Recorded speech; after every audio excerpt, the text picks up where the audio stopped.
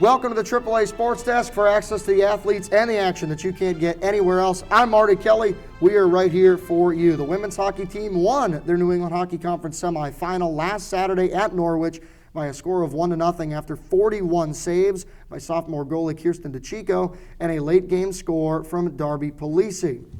They play the Elmira Soaring Eagles out in Western New York this Saturday at 3 o'clock for the conference championship. The Red Hot 6-1 Castleton softball team is off to a great start this season, and they've racked up a series of individual player awards along the way. Jamie Boyle earning Little East Conference Player of the Week honors for her .550 batting average. Pitcher of the Week Olivia Joy got 20 strikeouts in 14 innings and has an outstanding .5 ERA already this season. Blake Reish also racked up Rookie of the Week. She had 8 hits and 8 RBIs in the swing down at Myrtle Beach. And in wrestling news, junior Cooper Fleming in the 174-pound weight class and freshman James Rodriguez at 141 are off to Iowa to wrestle in the NCAA Division III National Championships, thanks to tutelage from Coach Scott Legacy, who earned himself a National Wrestling Coaches Association honor of epic proportions this week, Coach of the Year. Congratulations to Coach Scott Legacy. Ladies and gentlemen, my esteemed guest this week, he is a junior defensive lineman for the Castleton football team, a video creator, published author, and the host of the hit social media video series, Castle Talk. Would you please welcome my friend and colleague, Jacob Gonzo Gonzalez.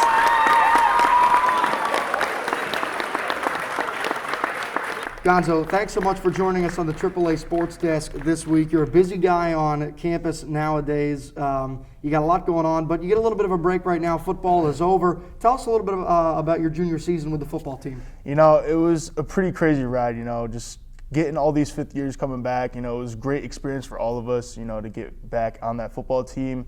It was overall it was a great time, It was, this was supposed to be the season where we were supposed to get our championship.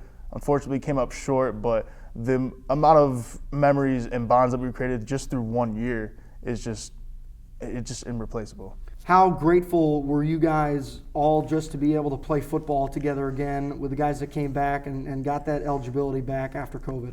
It was a long 2 years. As a team, we haven't really seen each other since 2019. To finally get back as one collective group, it felt great. And just to have that veteran presence for our freshmen that were coming in, it just helped all of us mold together as one team better than just not having those guys around. So I really think we benefited from that. 6 games for you this year, 8 tackles. Here's what I found interesting, though. 1 pass defense. Is there a story you can tell us about that? So it was a crucial red zone third down play against Keystone this year. They were running a pass, and I read a screen, and I saw the halfback come right out of the backfield. I read that perfectly, tipped the ball, and I got my first ever college pass deflection, so I will take that as it is. So they're going to move you to defensive back for this coming season, right? Oh, we're going to try. I already put my application in, got the film in, I'm here. So, coaches, if you guys are watching this, you already know. Perfect.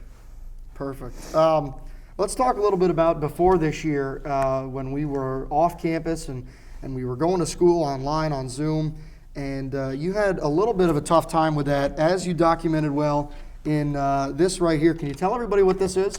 So, COVID Chronicles, it is a book that myself and our media writing class for the fall semester of 2020, we all decided to create this book as an assignment at first, and then our professor, Dave Blow, decided to make it into a book. And, I really use this as, something to learn, because I've never really been a person to really write and express my thoughts into words. So, it was definitely a new experience for me. It was a very interesting experience, and, I wouldn't take it for granted. 350 plus copies sold of this book. Tell us a little bit about what you wrote in here. This was powerful stuff, and you were going through a lot during this time. For sure. It was definitely a tough time for me, trying to, keep my mom safe, keep myself safe with COVID, just having that on just really not knowing what's going on. It just really was hard for us to really adapt. So I just had to keep my mom safe, as she's a type 1 diabetic. She's at high risk. So I had to stay inside, keep to myself. And, just with that isolation, it really just messed up my mentality. I was really down on myself. I wasn't really in the right headspace. A lot of negative thoughts, negative energy coming my way. But in the book, I finally just decided to get myself out of that. I was sick of feeling this way. I was sick of feeling just so down. So I had to get myself up somehow. And I was just telling myself that I couldn't do anything. So I decided to prove myself wrong and get myself out of that rut.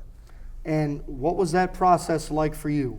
How did you start that? How did you get to where you are now? So it was honestly on my 19th birthday. I was just sitting down, just questioning like what I was gonna do, because I really thought I was gonna drop out of college at that point. But I decided, with these negative thoughts, I should, prove myself wrong. I keep on telling myself, I can't do this, I can't do that.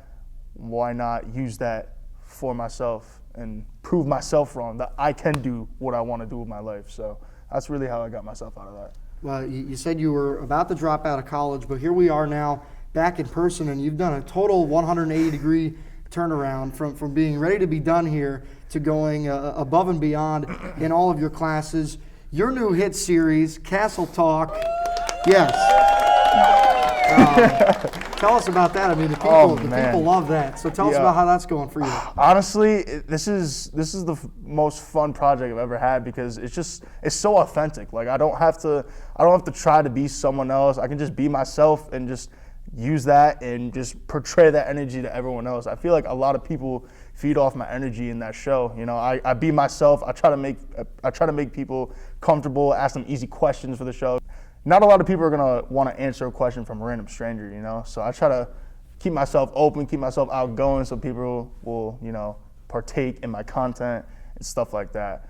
Castle Talk was really just a basic idea that I just took and ran with. So, I mean, it's kind of just the community just partaking in what I'm doing in the show. So I kind of have to give a shout out to the people that do partake in my shows and answer all my questions. I really do appreciate you guys more than you know, but yeah.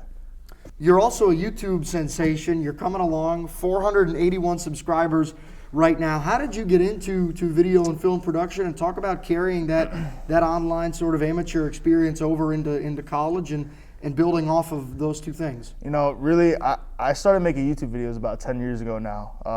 I first started with my sister's laptop and just threw it up on my screen and played Call of Duty, and it really just all started from there. It was just a passion. There's not a lot of people who can make YouTube a job, and throughout my life, not a lot of people really supported it. So just a testament to myself and to the others that don't want me to succeed.